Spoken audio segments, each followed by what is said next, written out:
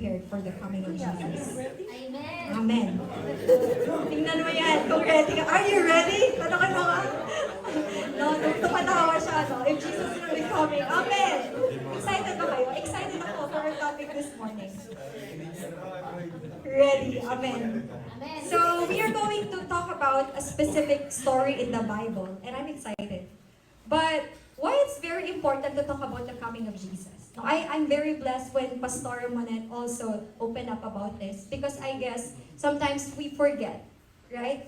That our life here on earth, we all know, right? It's temporary. We know that there is eternity. But sometimes we tend to overlook that there is something that we are excited about. And that is the coming of Jesus. Pero nasa niyo yung presence ng Lord? Have you experienced the presence of the Lord earlier? Amen. But if you're experiencing the presence of the Lord, you cannot get enough of it. You want more. Right? And that is the thing that we are excited about. But we will experience Him in eternity. And alam niyo po, when we talk about the coming of Jesus, it's meant to prepare us, refocus us, and inspire us. Alam niyo yung unang ginagawa if we are talking about this one, it motivates us for godly living. Amen. Knowing that Jesus is coming back should inspire us to live a holy life as Christians and believers. And it keeps our focus right. No, sino dito mabilis mawala yung focus? So among us here easily get distracted. No, we live in a world full of distractions, and talking about Jesus returns helps us realign our focus to live in eternal priorities. At pangatlo, it's our motivation for evangelism and mission. Why? Because the coming of Jesus is a reminder that our time here on earth is short. And there is an urgency. That's our topic last week sa SAL. Yung personal evangelism, the urgency of the gospel, to share the gospel. Amen? And if we're not thinking about that Jesus is coming back again anytime, no, hindi natin mararamdaman yung urgency na yun. And this is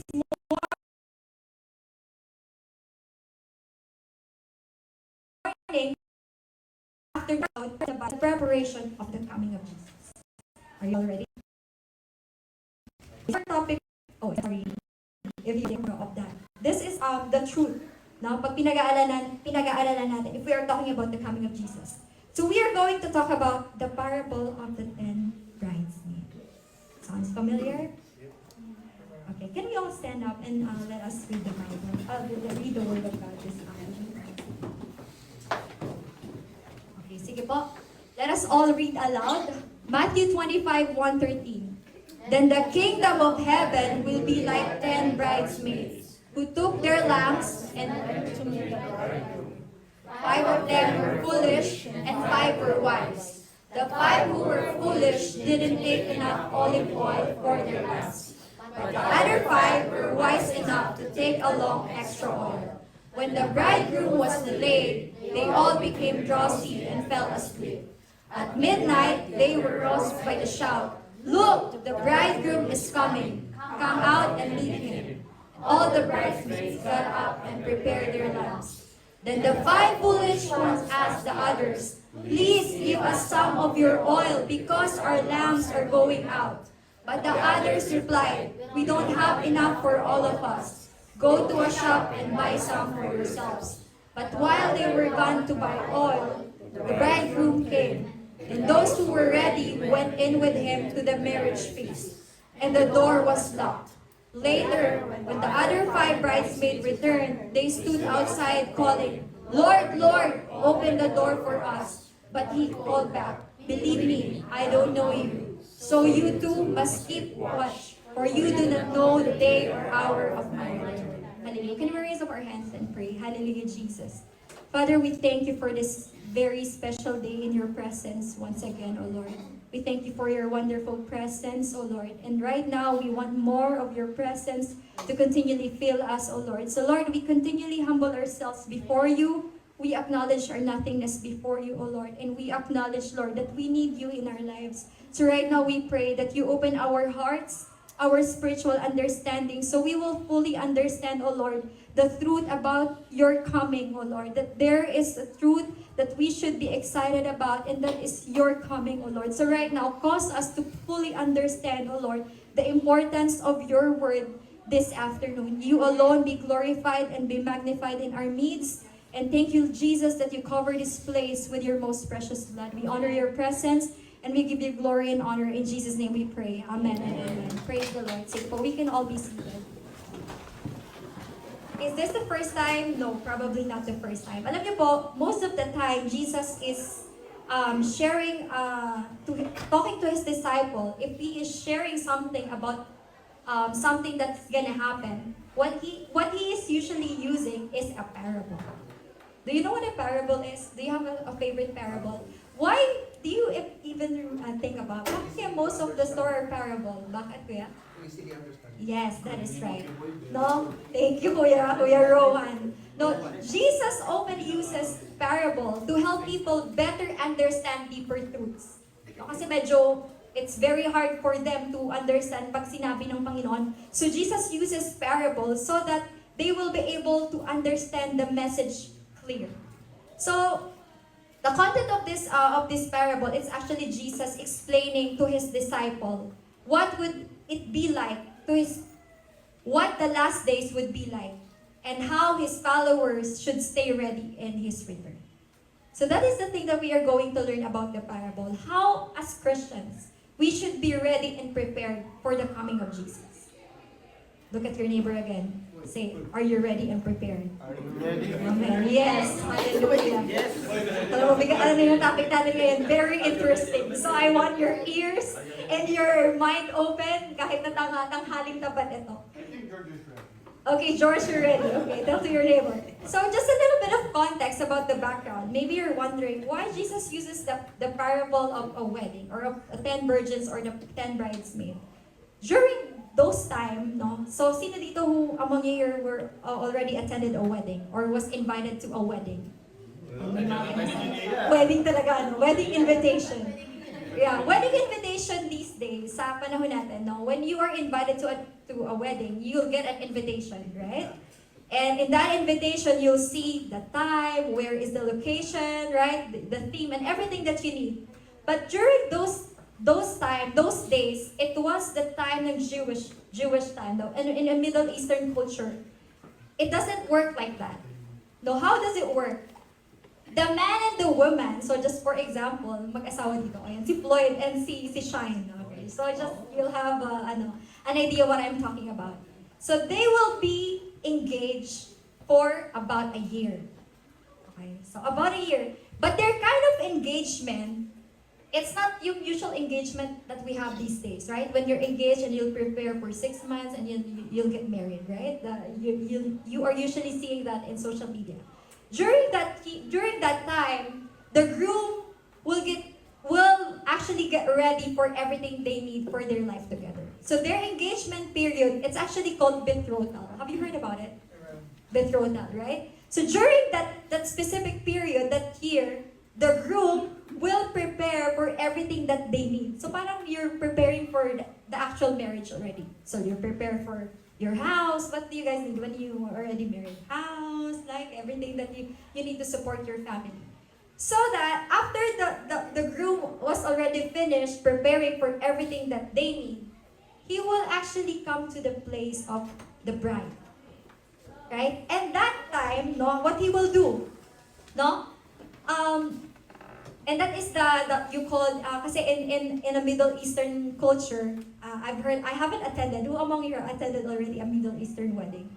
Middle East wedding. Because they have a very long celebration, right, Pastor? 1 week celebration. And it's not just a simple celebration. It's a public celebration. It's not a quiet celebration. Bongga po siya. Bongacious. So, paki-English na lang dito paki-translate kay George. Extravagant. Yan, sorry po. Extravagant wedding. So going back to the story, no? So on that night, the wedding feast was set to begin, but the group would go to the bride's house to get her. But what will happen? He would need to talk to the parents, asking him of the blessing to take her to the celebration. So for example, it's like Floyd and Shine. So Floyd needs to go to Tito Orly and Tito Marge, no? So he will ask him about Kinikilig No, si Floyd. yun. Yung everything that they kinikilig, hindi pa sila palakasan. That's the interesting part actually. So, the parents wouldn't just say yes right away. Now, if the groom visited, the parents wouldn't just say yes right away because it's a way for them to show how they value and honor their daughter. So what would they do? They would talk to him, they would delay him for a while. Right? So the longer they made him wait for the groom, the more they show how special their daughter is. Right? That's actually how the culture works. No, I've read about it. And eventually, the parents would give them the blessing. No?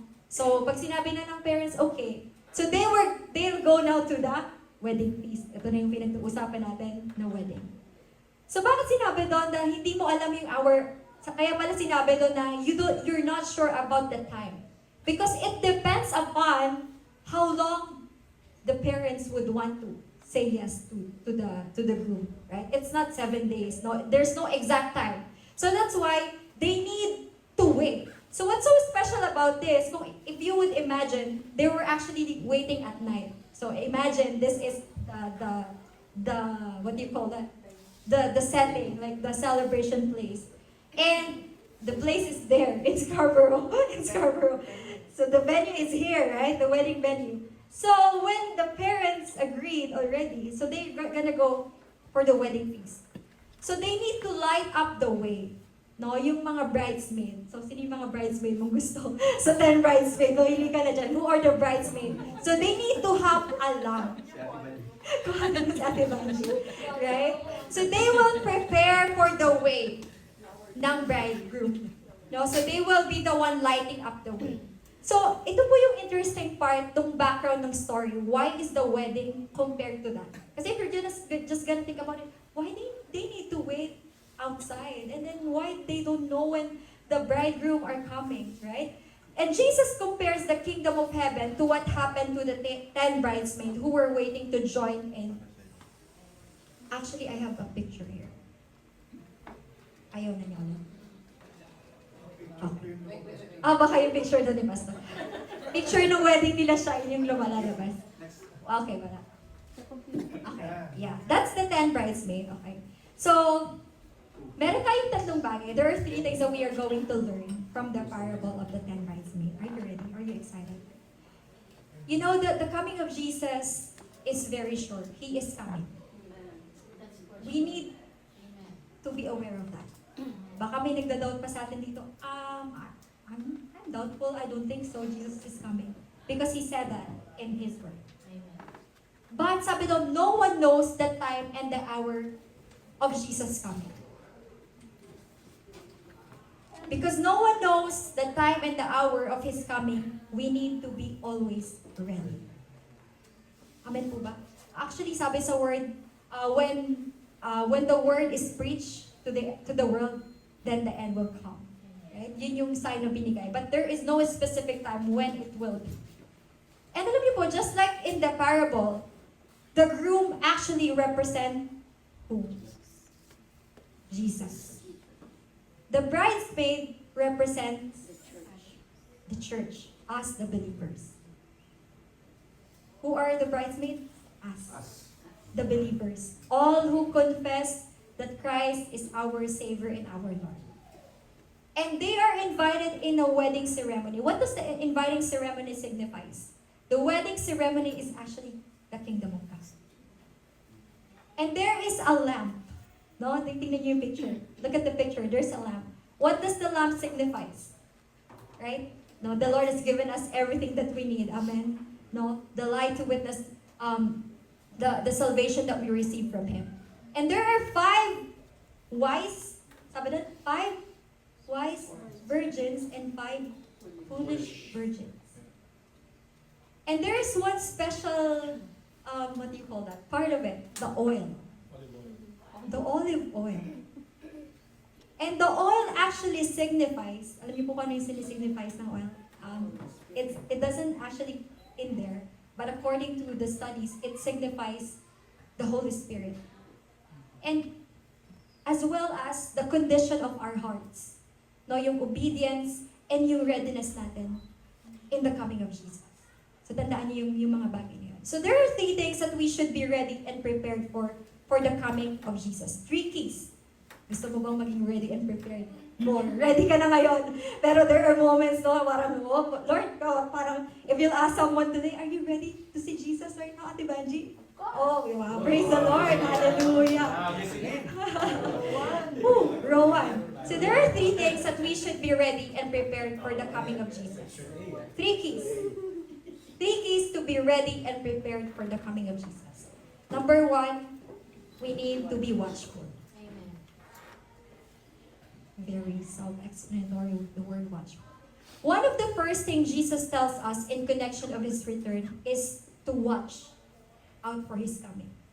Yesterday, we were at Hamilton. We were in Hamilton. It's 70th birthday of Pastor Rose. Happy birthday, Pastor Rose. Just in case you're watching or if you'll happen to watch this live. You know, it was so joyful celebration. So it's actually a surprise.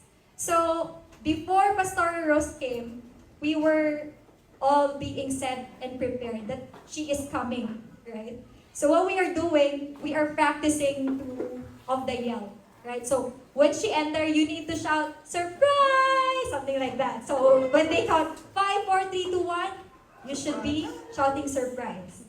So we were very, very, ano yung tawag doon? Vigilant and aware. Nandiyan na ba siya? Nandiyan na ba? Asan na daw? Like, how many more minutes, right? We're always thinking about the time na darating siya. And alam niyo po, it reminded me of how someone should be watchful.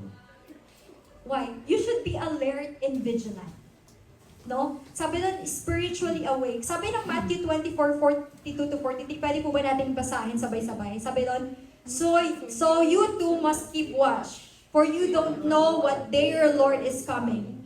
Understand this. If a homeowner knew exactly what a burglar was coming, He would keep watch and not permit his house to be broken into. Amen. Praise the Lord. Alam niyo po, when you are not watchful, you become careless. Naalala niyo, do you always remember before, you'll always hear your words, your parents say, take care. No, take care. Or naririnig niyo pa rin ngayon, no? Take care kapag aalis ka. Because sometimes we tend to be careless. Right? And if we are not watchful, you become careless. And carelessness in spiritual life leads to what? Distraction. It leads to complacency. It leads to compromise. And eventually, spiritual coldness. But when you are watchful, your heart is aligned with what God is doing. There is anticipation and longing. Amen? Ano yung bagay na dapat watchful tayo? We should watch out for His coming. Sabi ko kanina, what are the things that you are preparing right now? Something that you are ready. Alam niyo po, as Christians, the coming of Jesus is something that we should all be excited. No, it's a posture of our heart. It's about eagerly desiring the return of Jesus. 2 Timothy 4:8, basahin po natin. And now the prize awaits in me, the crown of righteousness, which the Lord, the righteous judge, will give me on the day of His return. And the prize is not just for me, but for all who eagerly look forward to His appearing. Amen. Do we long for His appearing? Do we long for the coming of Christ? Amen.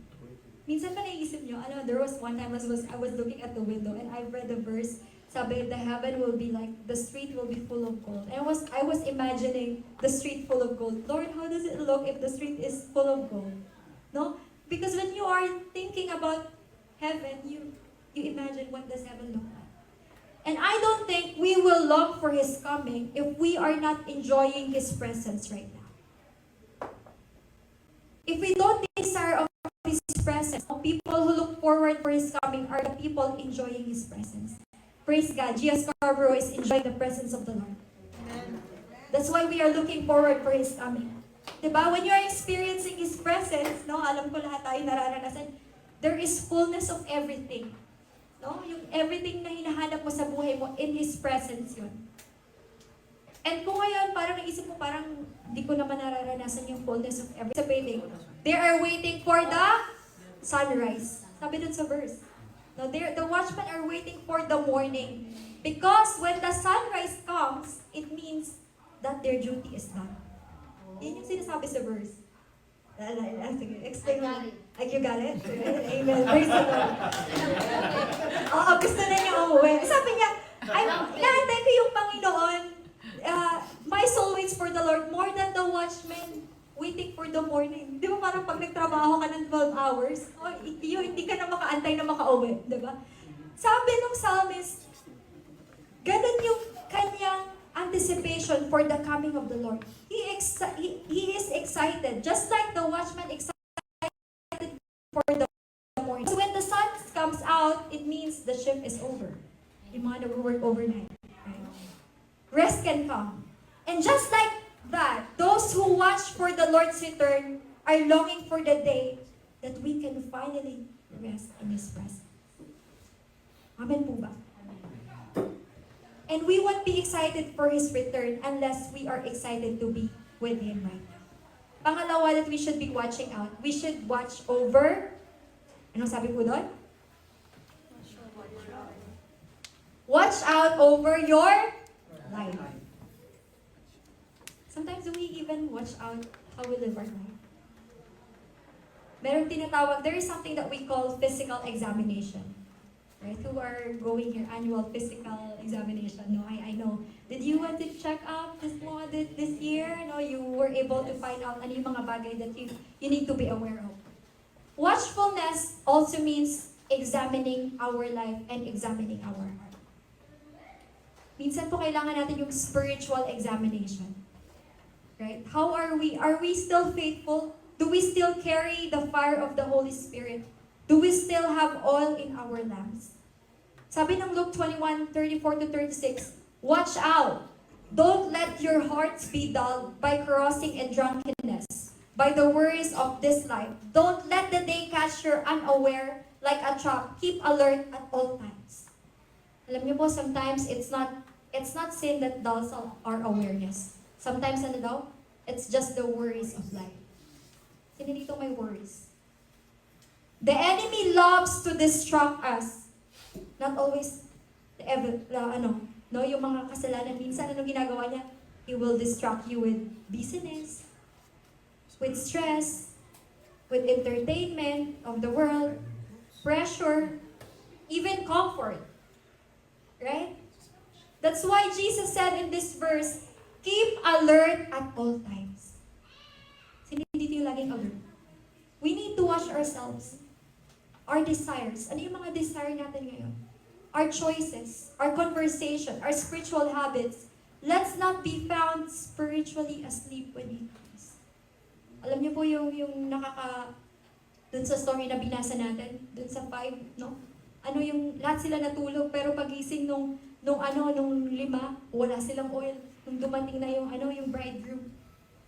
Kaya kailangan you are always watching for the coming of the Lord. Kasi hindi niya sinabi kung kailan, but anytime He comes, we should be ready. Ngayon, pag dumating ang Panginoon, ready ba tayong lahat?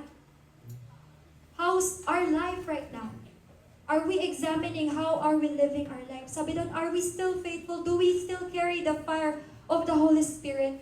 And do we still have oil in our lamps? Pangalawa, be always ready. Sabihin mo nga ulit. Be always ready.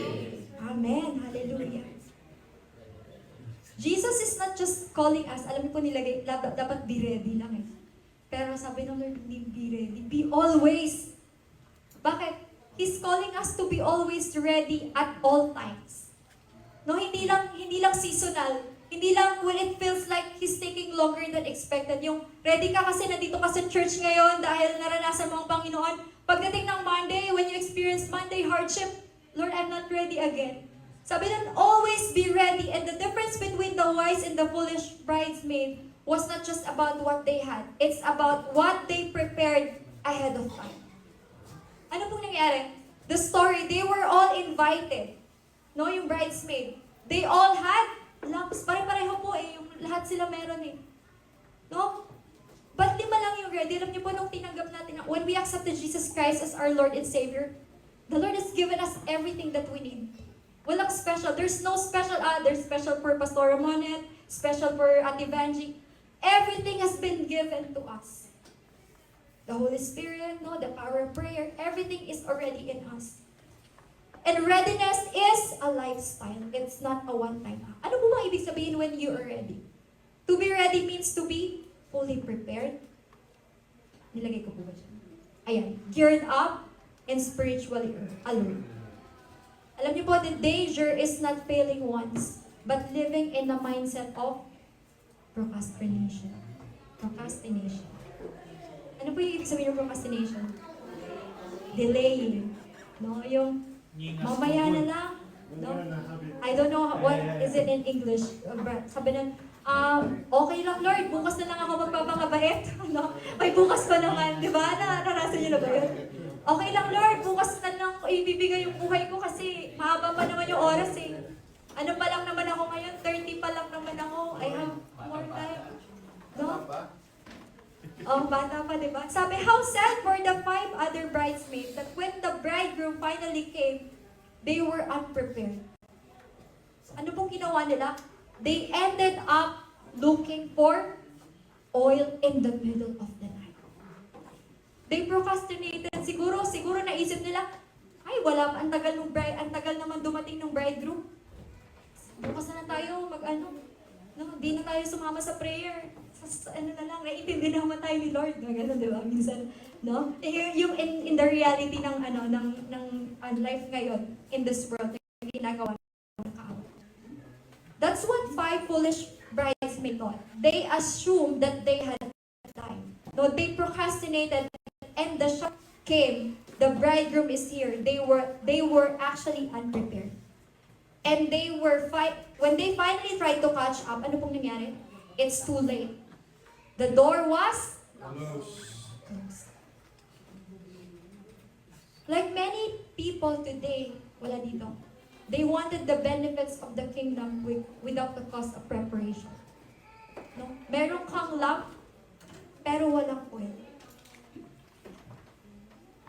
Ano kayang silbi ng lamp if there's no oil? Sabi doon, who are the bridesmaids? Us, the believers.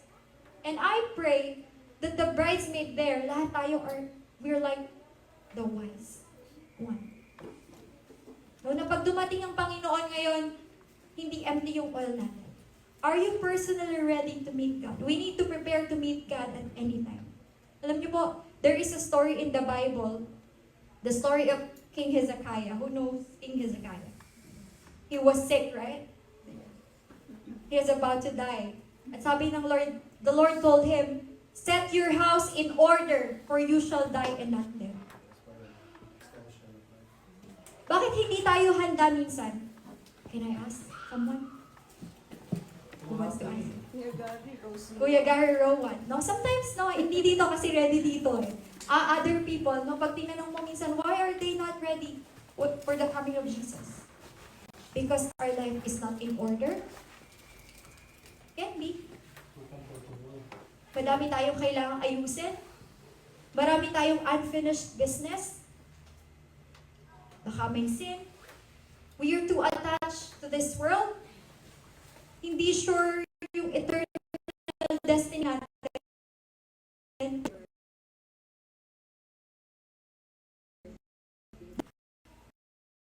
I don't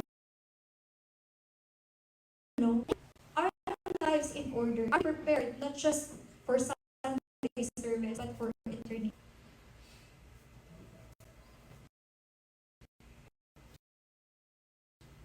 Today, when your heart, when you hear voice, business, ano yung kailangan natin gawin para maging ready tayo? Is to be reconciled with Christ. Readiness starts with salvation. It starts with our relationship with Jesus. Nung minsan, we've grown up, we're just used to it. Yung naranasan nyo na yun, you're just used to it. You tend not to overlook things in life. No, you're used to going to church every Sunday. No, we call ourselves Christian believers, followers of Christ. But there are moments in our life when we examine our journey, our life, Jesus is still not the Lord of our life. If you've never truly received Him, kapag minsan nagda-doubt tayo, no, oh, Lord, baka hindi ako pupunta sa langit, ha? Kailangan, pag tinanong ka, are you going to heaven? You can be assured you will say, yes, I'm going to heaven. There should be no doubt about it. Because it's about our relationship with Jesus. We might be holding a lamp, but no oil. No, ano kayang reason bakit walang oil? Alam niyo po, our Christian journey, honestly, sino magsasabing madali? Who among us here can say that Christian journey is easy? Brother George, can you say that it's easy? It's actually impossible. But with the help of the Holy Spirit, we are able to live this life. Anong sabi doon? The oil represents the Holy Spirit. Sometimes we are holding a lamp, we are living our Christian journey, pero walang oil. There's no intimacy with God, no fire, no ongoing relationship. Sorry po, medyo mabigat yung topic niya. Because this is the reality. When we accepted Jesus Christ as our Lord and Savior, hindi doon natatapos ano po. No? Talagang kailangan matapos mo until the end. No, talagang mahaba yung journey, and the journey is not for those who've been here nang walang sukatan sa matagal o bago ganun, but who will endure until the very end. And for us to be able to endure until the very end, we need the power of the Holy Spirit in our lives. Because spiritual being tayo No, hindi tayo pwedeng mag-decide based on ourselves. Because most of the time, we will fail if we will not ask God. Amen po ba? Sabi doon, if anyone is in Christ, he is a new creation. No? Kapag ikaw ay nasa Panginoon, lahat tayo nasa Panginoon. Amen? So lahat tayo assured that we are going to spend eternity in Him. No? And we are excited for the coming of Jesus. Because if we are in Christ, we don't need to fear the future. You don't need to guess, ready na ba ako o hindi? Because isa lang naman yung sinabi ng Panginoon. Diba? He is the way, the truth, and the life. So you have Jesus. And that is the readiness that Jesus is telling to every one of us. If you allow Jesus to be in you and in you become a new creation, hindi ka na yung dati. No, alam niyo po what's difficult in Christian journey sometimes. We are already a new creation, but we still have to the old self. But if you're a new creation, you have already been changed by binago niya mga bagay sa iyo noon na hindi ka na. You agree with me? No, you experience parang mabait na ako Lord ngayon na. Di ba? Ganun na. Yung dati, mga ganito ko character na lista ni Lord. Di ba, Pastor? No? Yung mga habits na alam mong hindi na isang Lord, it's now not you. Because you are already a new creation. Nagkakaroon lang there's a problem happening because you are already a new creation but you're still going back to the old life. And ayaw ng Panginoon. Amen? Wala na narinig amen. Amen! Amen. Seryoso. Hallelujah. Praise the Lord. That's the reality. No, we need to be what? To be always ready. Ready ang mga anak ng Panginoon. It's just a very quick one. Pangatlo, si Pastora lang bumasa. Sabay-sabay nating basahin. All together, let's read. Be responsible. Amen. In the parable of the 10 bridesmaids, each of them had a special role. No, they were not just a guest in the celebration. They were part of the ceremony. They were chosen, right, to light the way of the bridegroom. No, what an honor, what a task, what a responsibility. Have you ever attended a wedding? And you've been given a part? No, you became the ninong, you're the bridesmaid, you're the maid of honor, right? What other part in the wedding? Mga ganun, ninong, best man, ring bearer. How do you feel? Do you feel special? Seryoso muna tayo ngayon, magkamunod pa. Seryoso yung topic natin. Hallelujah. Alam niyo po, if you're just gonna think about it, what an awesome God we have, that He has entrusted us with this life, and He has blessed us with a family, this life. Minsan kasi we tend to focus on, yung iba kasi ganito and they're more blessed than me. And what we have and what the Lord has blessed us. Diba? What is our responsibility as a believers of Christ? As for Jesus, the coming of Jesus, it caused us to focus on John. Alam niyo po, we are responsible. Mamaya ko na ipapakita.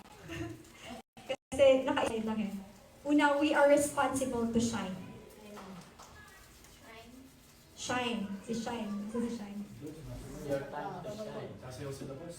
You are shining. Amen ba? Just like the bridesmaid, they were called to light the way. Diba sila yung nagdala ng ilaw eh? To light the way. We are called to shine the light of Christ. Sabi ng Matthew 5:14-16, you are the light of the world, like a city on a hilltop that cannot be hidden. Let your good deeds shine for all to see, so that everyone will praise your heavenly Father. Our responsibility is to shine. Paano ka mag-shine? Be the light where you are right now. Amen po ba? Tingnan mo yung, look at the person beside you. That person is shining so brightly in the presence of the Lord. Hallelujah, Jesus. Pangalawa, we are responsible to make Him known. Alam niyo po, when we are entrusted with the message of Jesus, no, we've been talking about this all the time. No, that meron kang purpose, you have a purpose, you have a mission na binigay ng Panginoon, even our community, to tell others about Jesus. That Jesus is real, that Jesus loves every one of us. That we are praying for them. Minsan nakakalimutan natin yun no? Just to tell the person, Jesus loves you. God bless you. Kasi sabi ng Panginoon, He will come when the word is already preached. Then the end will come. Work at telling others the good news and fully carry out the mission God has given to you. In a time when truth is being rejected, no, naranasan nyo na ma-reject, right? Sometimes in even sharing Jesus, no, you're still standing strong. Responsibility to love. Responsibility to shine, to make Him known, and to love. Alam niyo po, isa din sa mga verses sa Revelation 4:1-4. It's actually the message to the church of Ephesus that time. Sabi niya, I know all things that you do. I see everything that you're doing. I have these things.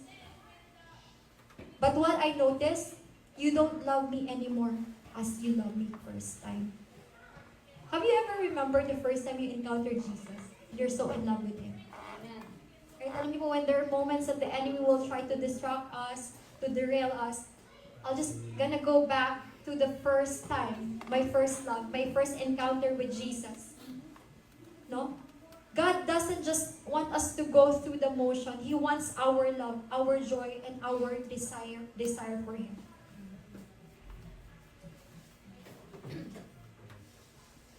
And gusto ng Panginoon, we will always go back to Him as our first. I'm almost there. I'm ending. Do you want more? Parang ang sarap pag-usapan. Alam niyo po, there is a video. Pastor Monet shared this in our group chat. When I've heard this video recording, I'm not sure if you guys collected sa GC natin. I've heard this at Gia Winnipeg. It's one of our brethren mom before she passed away. And she was sharing about Jesus. Sabi, the story behind was, her daughter asked her, what is her last word? What is her last word to the people or to the family members? And she recorded yung last word of her mom. And I haven't included in here because I actually hindi ko siya napakinggan ng ang tawag dito. Na I've already listened to it, I think 3 times. Pero when I was doing the message, I remember that message. Because sometimes when we are not thinking about heaven, or we don't really think about Jesus is coming, that eternity is real. Right? Kasi sometimes yung mga tao in the world that we're living in, kung ano lang nakikita, dun lang, no? But tayo mga Kristiyano, we don't rely on what we see. No, we rely beyond what physical eyes can see. At alam niyo po, this mother, the mother of our brethren in Gio Winnipeg, she has seen the heaven. No, in the video. So in the recording. So pwede po ba natin i-play, Kuya? Do we have the video? And I want you to all listen to the video. Ay, to the recording po pala. Sorry. I'll translate. Wait lang kasi. Ulit ko. Sobra-sobra. Kuya, pwede pa ulit. Alam ko ng Bahala sa I will translate to. Sige po, let's all listen to. May nakarinig na ba dito? Anyone who listens to this recording? sa bawat isa. How wonderful and how loving. Kung gaano sobra-sobra minahal ako ng Panginoon. Gusto ko nang i-share sa lahat na malalo na mga kapatiran na magpatuloy kayo. Huwag kayong bibitaw. Dahil walang kalugihan sa paglilingkod sa Panginoon. Marami tayo hindi maunawaan, pero napakabuti ng Diyos. Ipauunawa niya sa atin na higit sa in-expect natin. Lahat ng bagay sa atin na mga anak niya. Kaya mga kapatid,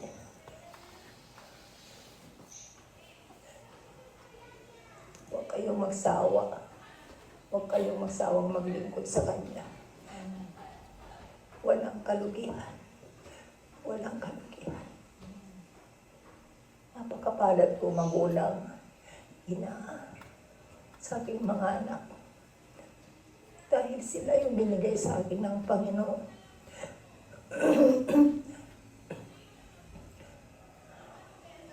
Napakabuti ng Diyos.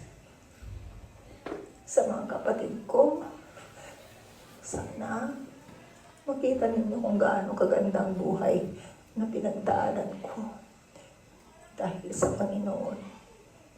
Nais ko sana makilala niyo rin siya.